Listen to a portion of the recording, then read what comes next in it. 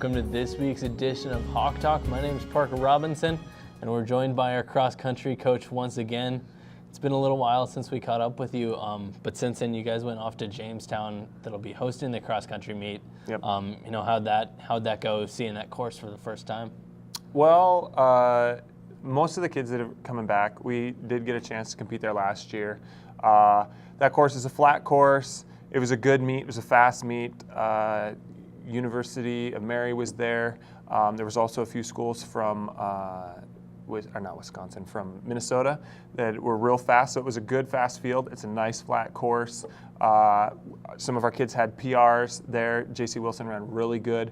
Our guys, after the GRIAC meet that was so tough on everybody, it was a chance for us to kind of get back on track, evaluate where we were in the season, measure ourselves against Valley City on the men's, and we got to take a look at the rest of the teams in the conference on the female side as well.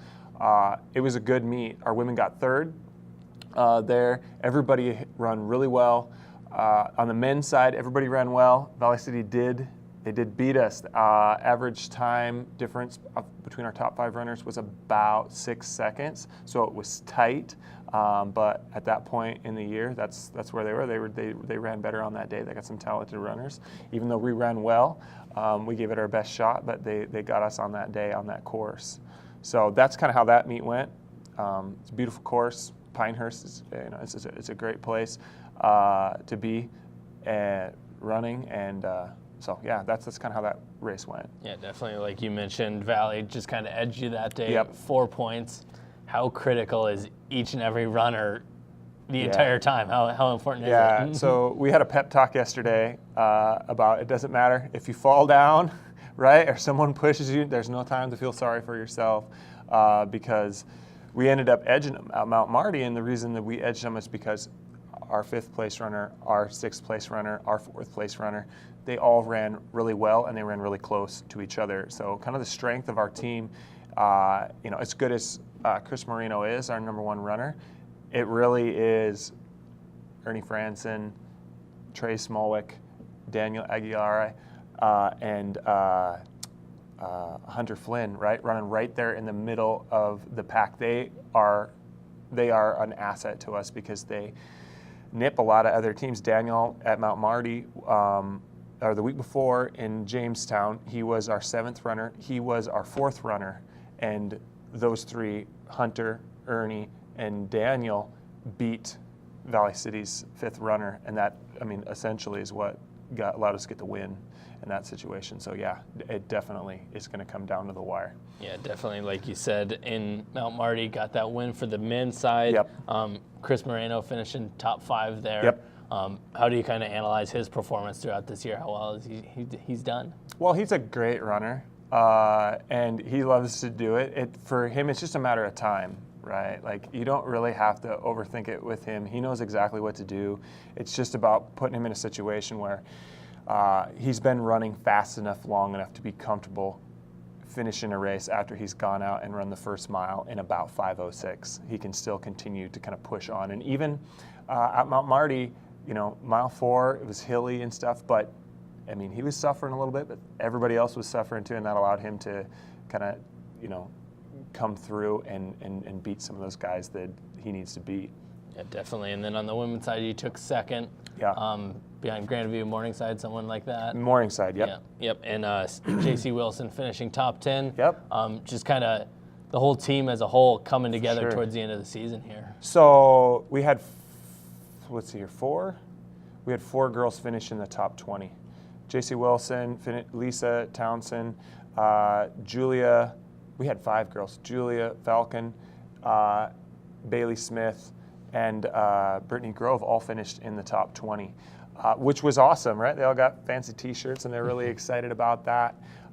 Morningside is a top 15 school in the nation, and I'm not going to be too upset that we're not ranked, but that we showed well against them. It was a super hilly course, and it was windy. And just kind of how the course was designed, we had a couple long uphill pulls against the wind that we had to come through a couple loops and do, which slowed our times down a little bit, but the girls ran fantastic.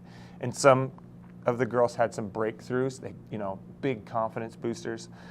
for them, and just their training is kind of coming together for them. They can be confident enough to go out a little bit harder than they might have done earlier in the year and run well late in the race. So that's kind of how that, I mean, I couldn't have been more proud of either one of our teams. I mean, obviously the guys were super excited. They didn't know that they had won until about 10 minutes after the race was over. They were cooling down, and the girls come running over screaming and yelling that they had won. On the women's side, they couldn't have run a lot better than they did. They run fantastic. So it always makes a 9-hour drive a lot easier when you run well. Yeah, exactly. And then kind of coming towards the end of the season, we talked about it earlier in the year, but right now, how important is staying healthy, staying just kind of mentally fit too on both sides of it? Yeah. We've been running for a long time.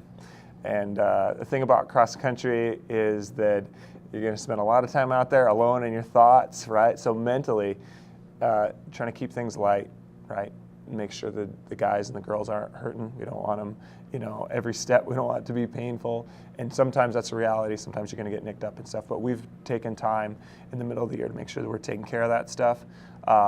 And for the most part, we're healthy. We're as healthy as you could possibly ask for right now, and we're running well, which means we've got a shot to be competitive, and that's all we really wanted at the beginning of the year, is to have a chance to go and be competitive for a conference title. Yeah, definitely. And do you think kind of the experience of all these runners at whatever level it may have been, does that kind of fit into how they've been so successful and stayed healthy throughout the year? I mean, yeah, for sure. They've got a lot of experience. I'm a first-year head coach. I knew that as long as we take care of the athletes, I said this, when I got interviewed by the newspaper 2 days after I was hired, if I make sure and take care of the athletes and we just take care of doing the right things every single week, the results will take care of themselves, and that's really what's happened this year. Is we just take it one step at a time, one day at a time, making sure that we're listening to our bodies, taking care of little things, shin splints, ankle pain, knee pain, things like that, making sure we're getting enough time off of our feet. We've been swimming in the pool quite a bit at the rec center. So Matt Mack, thank you if you're listening. He's been a lot of help helping us get into the pool, get off our feet a little bit, at least once a week. So yeah, it's part of the plan all along, and it's kind of come to fruition, I guess. Definitely. And you mentioned last time we were on, it's building a cake. You used the analogy. Yeah. Where are we at in the cake process right now? The oven's been on preheat for a while now, so we're just checking it to make sure. When you bake a cake, Parker, you stick a fork in there and you pull it out. If there's no cake on it, then it's done. So we are there. We're checking and making sure that we're just trying to put a cherry on top of this season. And it was cold yesterday. We come in on Sunday and got a workout because the weather was going to be a little bit better. Today we'll get another, probably the last, not hard workout, just kind of a medium workout. And the rest of this is let's just make sure that we recover and get enough work in where we get the blood flowing, get a good sweat going. But I mean, we're tapering, we're getting ready to go here on Friday. So that's where we're at. We talk a lot about race strategy and stuff now, and just what to expect. The mental part, physically they're there. When we talk about how the body responds to training and stress, all that stuff is done. That's happened. So, we are what we are. Now we need to go out there and just do a good job of putting the pressure on them to go beat us, right? We're going to run. If we all run the times we're supposed to, the results are going to take care of themselves. Yeah, definitely. And heading out to Jamestown this weekend to kind of wrap up that conference. Yeah. What are you expecting? What do you, if you at the end of the day you said we did this, and this right, what would those things be? It's the same as every single race, right? Like I tell, I had a conversation with one of my athletes last night. We can't overanalyze things. We just need to go and execute our race plan. So we're going to show up, warm up, and walk the course like we have every single week this year. Then we're going to talk about where the best place to make moves are, how we're going to respond to different runners in different situations, and then we're just going to go let it all hang out and not be afraid to fail. I mean, that's just the thing. If we go out there and we try and do something great and it doesn't work out, I'm okay. I'm okay with that, but because we've done everything else that we need to do, right? We're going to give ourselves a chance to go be as good as we possibly can be. Their effort has been there all year. I expect that it's going to be there. Again, that's just execute that race plan. That's just it. Can we get through the first mile where we need to be? And then, with a mile left to go in each one of the races, are we in the position that we've talked about for the last 10 days so that we can put ourselves in a position to win the conference, win a conference title individually? I feel like even on the men and the women's side, Chris Moreno could win a conference. Rodney Henry has really only been running for 2 meets now. He could possibly, he's a very talented runner. He could jump up there too. He's getting his feet underneath him right at the right time. On the women's side, we got kind of a 3-headed dragon there, and Lisa Townsend, Bailey Smith, and JC Wilson. Any one of those, ladies could challenge, Grace Miller from Valley City, who's running fantastic right now, but they could challenge her. They're talented enough. Yeah, absolutely. Well, good luck to you, Coach. All right, appreciate it. Put the frosting on the cake this weekend for us. Hopefully there's no wind. I can handle frost, no wind. But absolutely. Thanks a lot. Yeah, definitely. We'll be back putting kind of a recap on all things DSU athletics.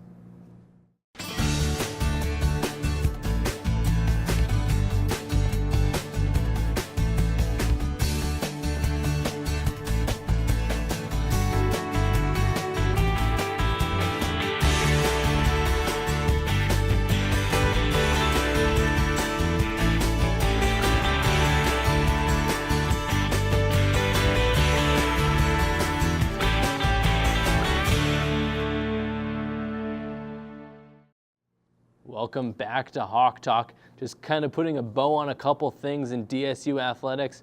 The volleyball team went on the road this weekend and they split their games on the road. Football went on the road. They beat Dakota State in a big win, 28-25 there. That brings home the North Star Conference title for them, but they still have one more home game next weekend, November 11th against Mayville State, sending out a group of seniors that have won three straight North Star Conference championships now. And then basketball is right around the corner. They'll be back next weekend as well. Thursday, they're taking on Rocky Mountain College. And then Friday, Salish Kootenai comes to town as well. So plenty to go to on campus at Dickinson State University this weekend. Make sure you come out and support the volleyball team as they wrap up their regular season conference. And they'll be playing Friday at 6 o'clock and Saturday at 3. Make sure you show up to Scott Gymnasium for all of that. For any other news, make sure you check out dsubluehawks.com. Until next week, Hawks are up.